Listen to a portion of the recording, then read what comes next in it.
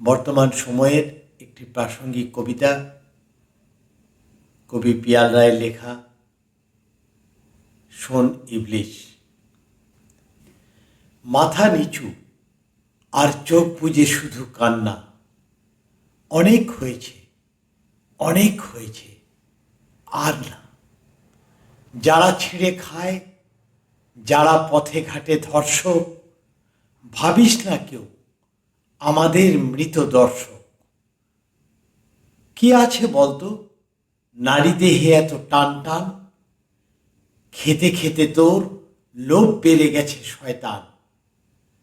চোখ কান খুলে আমরাও জেগে ঠিক ঠিক, প্রথম সুযোগে ছিঁড়বই তোর কালো জিভ।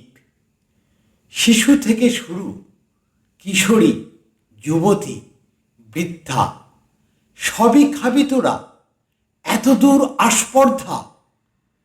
নারী দেহ মানে খাদ্য তোদের, তাই না? ঘন ঘন তাই খাওয়ার জন্য বায়না। মানুষ তো নয়, দত্তি দানর ঝাড় সব। মানুষ জাগলে নিস্তার পাবি আর সব। শোন ইবলিশ, করব না আর সহ্য, থামবি এবার, না হলে কিন্তু